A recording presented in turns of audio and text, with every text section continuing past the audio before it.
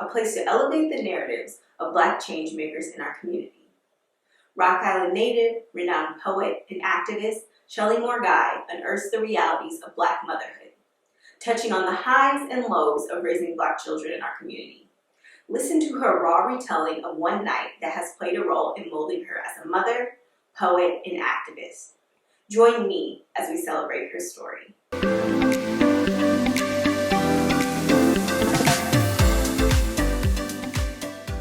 My oldest son had gone away to college, and he was coming home after he went to Jackson State in Mississippi, and he saw a way to come home to visit after a month of being there. But anyway, the oldest grandchild is coming home from college, and my parents everybody wanted to cook the next day, and all this other stuff. So I didn't go, and I told myself, they'll be okay. Don't worry about it. Well, they weren't okay. The situation is this, and it's unbelievable. My daughters reported that every time any of the Black students stood up during the game, that they were told by the police to sit down. To this day, I can't even, it's so, and I remember saying, what? Mama, yeah, everybody.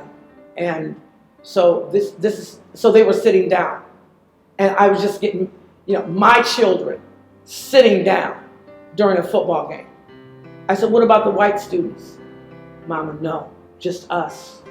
So at halftime, kids still gonna try to be kids.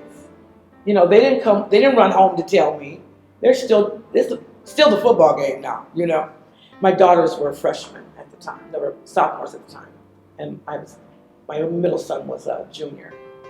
And so during the halftime, kids are milling around down and getting stuff, talking, doing their thing.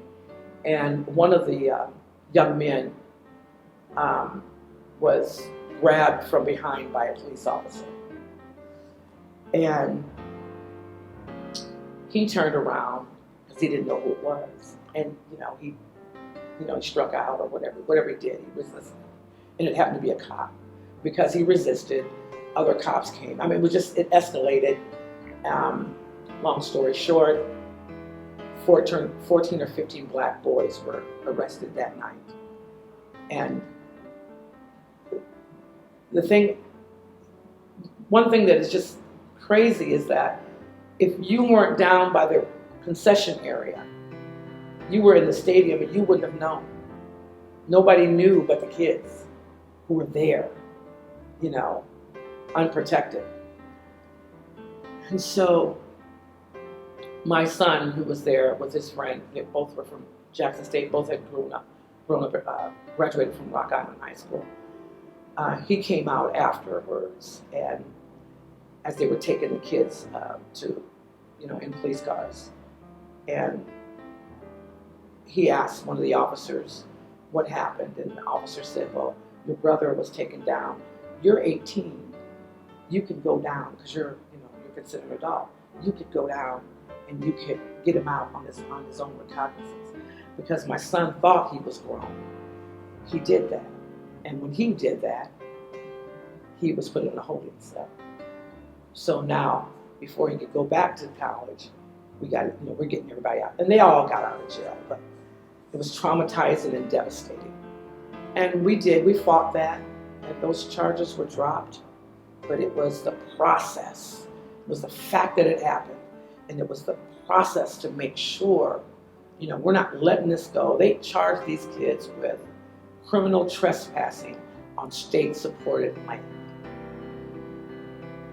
Criminal trespassing on state-supported land. Never heard of it, but it's on the books. And in order for those charges to be dropped, we had to get a lawyer, and we had a great lawyer. Walter Broad's firm took the case pro bono, because it turns out that his granddaughter, Walter Broad's niece, who was actually a basketball coach at the time at the high school. Look, the police didn't know. She was told to sit down as well. So, and, during the game. So I wrote this poem in my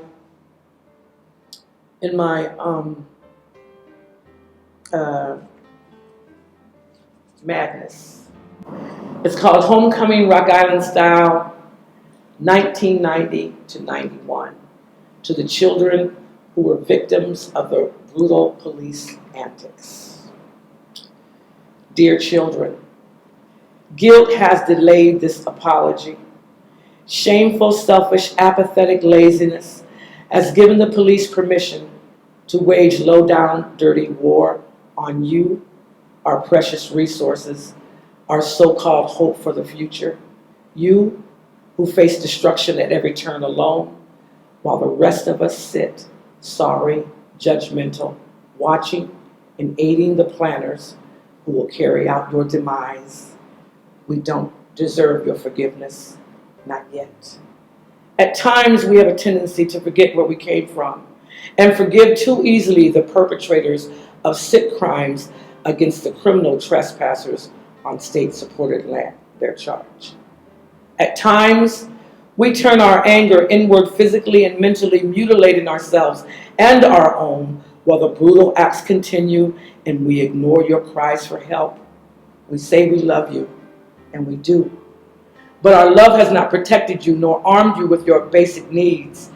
There are no excuses for exposing you naked to an uncaring world without help.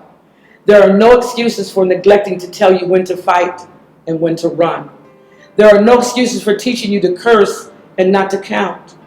There are no excuses for supplying you with role models who do not love themselves and cannot love you as a result. Accept no excuses. Remember, clubs, mace, and hatred were used against you.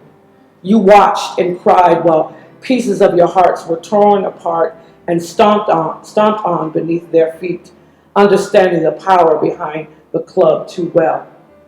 Your defiant declarations of black pride were no match for the ugly, unforgivable truth. You had no doubt you could fall forever unnoticed, except in plain view of one another. You did not run for help to those of us who were there. You've begged too often and decided, perhaps correctly, we would not come. You suffered alone, yet together, where we placed you, and then we lie and say we wonder why you rebel.